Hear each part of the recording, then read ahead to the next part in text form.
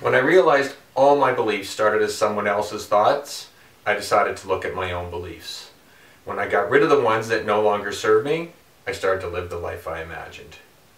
When I realized that the only thing holding me back from my greatest accomplishments was me, my personal transformation had begun. Today, you are going to take the next step in your transformation. You are going to take bold action to allow yourself to begin stepping into your own greatness. And I'm going to tell you how. You're going to begin figuring out what's holding you back. You're going to start understanding your limiting beliefs, and you're going to begin shedding them. The answers are inside of you. You just need to know where to look. You may be looking to transform your emotional or physical health. You may be looking to improve a relationship. You may have a lifelong dream that you've been resisting for some reason.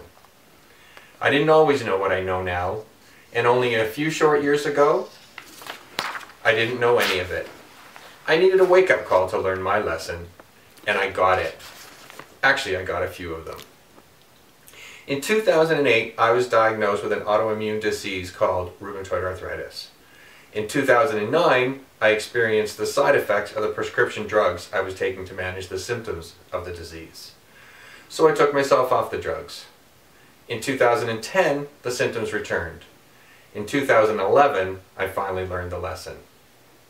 I've learned that we all have limiting and self-sabotaging beliefs that are holding us back.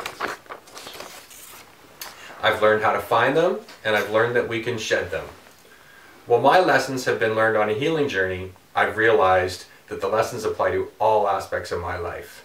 This is your wake-up call. I'm going to share my journey with you, not because I like to talk about myself, but because it's the best way to highlight the lessons I've learned and to share them with you. At the end of the video, I'm going to offer you a challenge. I'll help you learn how to look inside and get the answers, and you'll learn how to get out of your own way and start stepping into your own greatness. You are magnificent, and you can accomplish whatever you desire. I believe that in 10 days you are going to be a whole different person than you are today. I believe that you're going to see yourself a whole lot differently than you do today. You're going to learn about the power of your beliefs. Nobody wants to be stuck. Unstick yourself. Get ready to live your life on your terms. You have nothing to lose and everything to gain. I'll be sharing a story about my healing journey, but the punchline is that it's all about how my beliefs have changed. It doesn't matter what journey you want to begin. The important thing to remember is that you are the captain and commander of your own personal belief system. And it's all about the choices you permit yourself to make. I've learned a lot on my own healing journey. I have a lot better idea of what causes disease than I ever knew. My answers all started to come when I began asking questions. I started with a simple one. What is disease? The simplest answer was that the prefix dis implied a lack, and disease was a lack of ease. I liked that answer. So I asked another. What is autoimmune? Well, an autoimmune response in the body is when the body begins to attack itself. The immune system of the body recognizes something as an invader and begins to attack the invader. My next question was, what causes autoimmune disease? Are you ready for the answer? Here it is. We don't know. I didn't like that answer. I needed a better answer. Well, what's the prognosis? There's no known cure. The best approach that we know is to treat with a cocktail of prescription drugs to manage the symptoms and slow the progression of the disease. I really didn't like that answer. But that's what the people I was talking to knew, and that became the start of my belief system. Prior to my diagnosis, I remember my childhood days when all I thought was that my body would heal itself. I had stitches, I had broken bones, I had colds and flus. I sought doctor's advice when needed, and my body always healed. That's all I knew. That was my belief. When I was diagnosed with my disease, my belief changed. My doctor told me that I couldn't heal from this one. There was no known cure for RA, and the best approach was to treat the symptoms aggressively with prescription drugs. With the right drug cocktail, I could live a pretty normal life. Now my belief was that my body couldn't always heal itself. I had been told by an expert that it couldn't happen, so I had a new belief. I believed I couldn't heal, but I was going to be okay. I had that belief system for a year. Then my hair started falling out. Hold on, I believed I was going to be okay. This doesn't seem okay. Then I started to learn more about the side effects of the medications I was taking. Damage to kidney and liver, that makes your hair fall out. Crap! A new belief system. I'm not going to heal and I'm not going to be okay. Either my disease is going to ruin my life or the side effects are. Nice. But I couldn't stop there. I didn't want to accept that belief system. I did more research. While my rheumatologist had looked me in the eye and told me that diet did not have an impact, I started to hear differently. I have heard many stories and know several people personally that have healed or significantly improved themselves by taking charge of their life and changing their diet.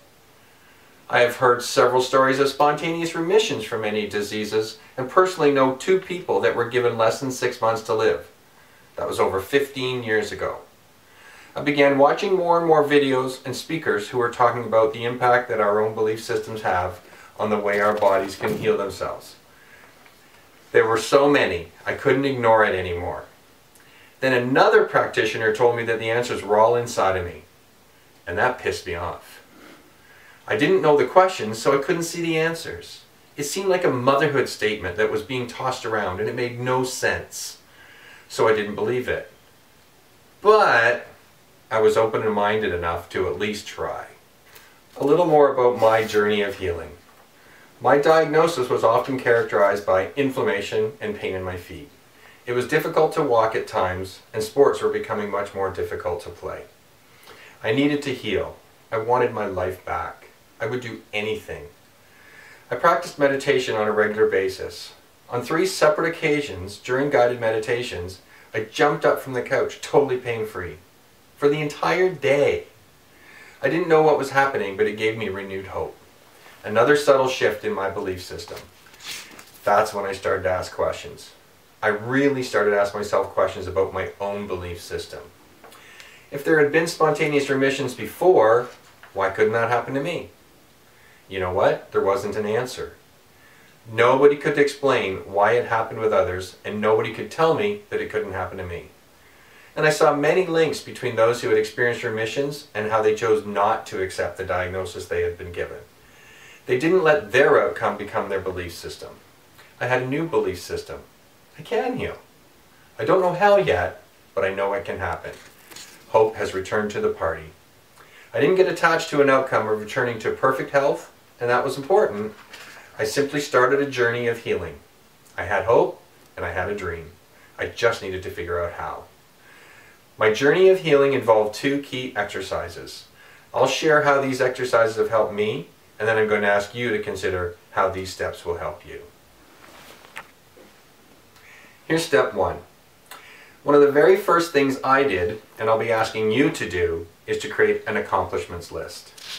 I pulled out my computer and started writing down as many accomplishments as I could think of. I didn't question myself as to whether they were worthy of making the list or not.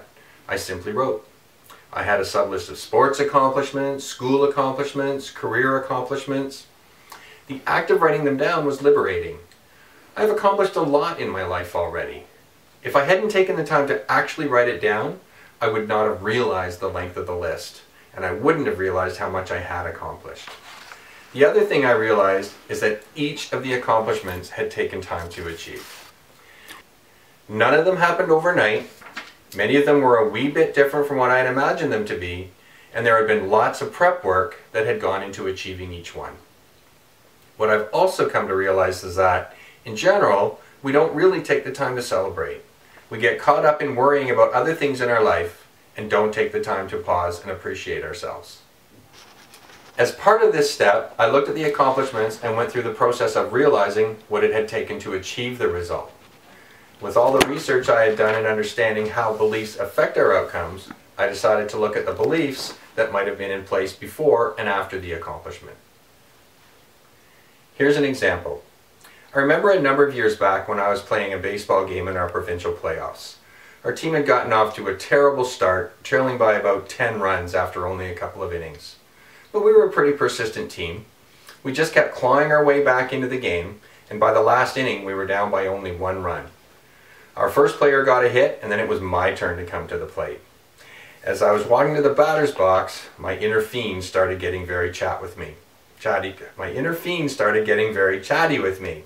You know your inner fiend. Always resisting change, introducing fear and doubt into your mind. We all have an inner fiend. Mine went out of his way to remind me that there were a lot of good hitters on our baseball team, but I wasn't one of them. He suggested that I just do my best to not screw up. The first pitch came in and I took a feeble swing at it and fouled it off. Strike 1. I looked over at the on-deck circle, and my buddy looked over at me and practically screamed at me, "Just hit it!" The next pitch came in and I did just that. I just hit it. It sailed over the center field fence for a home run to win the game for our team. As I rounded the bases, I had this massive ear-to-ear grin on my face that stayed there as I touched all 4 bases. And as I landed on home plate, one of my teammates looked over and called me Cloud 9. What a feeling. What an accomplishment for someone that was told over and over by his inner fiend that he wasn't a very good hitter. And in that moment, I don't recall hearing any commentary from my inner fiend, but I'm pretty sure he was cheering just as loudly as everyone else. Well, the truth is that this Cloud 9 feeling didn't just happen. I've played baseball since I was 6 years old. During the summer, a few of us would get together almost every day and play baseball for hours on end. I'm sure I swung the bat over 10,000 times. I was a good hitter in those days. I'd hit lots of home runs when I was younger. But in this moment, in the few years leading up to this moment, I had started to lose belief in myself. Somehow I had forgotten something about myself. I created a set of limiting beliefs. Nobody else gave them to me. They were all my own thoughts, and they were what I believed at that time. Then in the moment when I stood on home plate, I remembered those times and I shed those limiting beliefs. So remember, as you move forward to your next accomplishment, it won't happen overnight. You don't know how long it's going to take to accomplish, but you know it won't ever happen if you don't take that first step. So take the first step. Step 2 is a limiting beliefs exercise. The next thing I focused on was looking inside to see what my limiting beliefs were. Each day for about 10 days, I would sit in silence and think about my day and the thoughts I had had during the day. I wrote them in a journal without questioning whether they were rational thoughts or not. I just wrote. I didn't just write about the negative or limiting thoughts that I had, I also wrote down some of the positive thoughts that I'd had. As I moved forward, I didn't look at what I'd written the previous days. I looked at each day as a new day and I just wrote. After about 10 days, it was time to look at the journal to see what I had written. There were a number of recurring thoughts, such as, I'll never be able to accomplish that. I need to be healed before anyone will listen to me. I need to have all the answers before I can share my story. I have to do this on my own. I shouldn't be asking for help, and others. There were also many positive thoughts, like, it's never too late to accomplish another goal, and you made that person feel pretty good today. For each of the thoughts that seemed to recur, I sat back and asked myself if it was really true or if it was actually a limiting belief. Was it really true that I could never accomplish anything else I wanted to do? I had accomplished so much, and there was probably a time that I didn't think I would have been able to accomplish any of those things. But I did. Is it really true that I won't be able to accomplish this next step? The lesson I learned from this exercise is that our subconscious thoughts are driving a lot of our actions. It's like driving a car. You've done it so many times that you don't even question it anymore. But if you've gotten in the bad habit of not looking over your shoulder as you change lanes, you won't even realize that you're doing it. By taking the time to recognize our recurring thoughts, by shining a light on them, we can first recognize them and then take action to either change the negative beliefs or build on the positive ones. Remember when you were 5 years old and everyone told you that you could be anything you wanted to be? You still can. You can shed the limiting beliefs and you can be anything you wanted to be. Today, I realize that I am the captain and commander of my health and happiness. I can make educated choices about the food I eat. I can make informed decisions of which healthcare providers work best for me. I can make informed decisions about It's hard to make. I can make informed decisions about the medicines and alternative approaches I use to deal with my health condition. I can choose how I'm going to accept or reject any situation. I can choose how I respond to fear and hesitation. I can choose to just live, or I can choose to truly experience all that life has to offer me. Indeed, I am the captain and commander of my own life. I can make informed decisions about the medicines and alternative approaches I use to deal with my health condition. I can choose how I'm going to accept or reject any situation. I can choose how I respond to fear and hesitation. I can choose to just live, or I can choose to truly experience all that life has to offer me. Indeed, I am the captain and commander of my own life. I'd like to take a moment to share with you why I made this video. I have a crazy dream. My crazy dream is that if everyone learned to appreciate themselves for their own magnificence, we would create a massive ripple effect. We would hear many stories of physical and emotional healing. There would be less and less illness and disease in our societies. We would become part of happy, healthy, thriving communities where each person understood and valued their role within the community. We would understand that we all have a role to play, that we're all in this together. Is that a crazy dream? Is that a dream that could come to reality if we all realized that we were in charge of our own health and happiness? Some may not see this dream as achievable. I simply ask, why not? So here's the challenge. I'm learning to get out of my own way, and you can too. This is your wake-up call. Here's your call to action. Discover the power of examining and shedding your limiting beliefs. Take the 10-day challenge. Step 1, take 10 minutes every day to write out your accomplishments. Ask yourself what your beliefs were before the accomplishment. Maybe you remember landing your dream job. You also remember the time you thought you could never land a job like this. Maybe it was meeting your perfect soulmate. Maybe... Step 2, take 10 minutes each day to think of something you wish you could have. Dream job, better relationships, picking up a musical instrument, healthier life. Write out your limiting beliefs regarding this wish and ask yourself if they are real. Then at the end of the 10-day challenge, take the time to reflect. Is this something worth doing every day of your life? That's it. I believe that in 10 days you're going to be a whole different person. I believe you'll begin to transform your life. I believe your relationship with yourself will be totally different. I believe your acceptance and relationship with others is going to improve. I believe that you will begin a journey of a healthier, happier life simply by learning to appreciate yourself a bit more and shedding some limiting beliefs. Oh, I forgot to mention, there may be side effects. People may start to see you and wonder what's changed.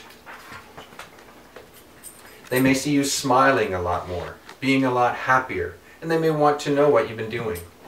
Just tell them that you've realized that you are the captain and commander of your health and happiness. You get to decide right now.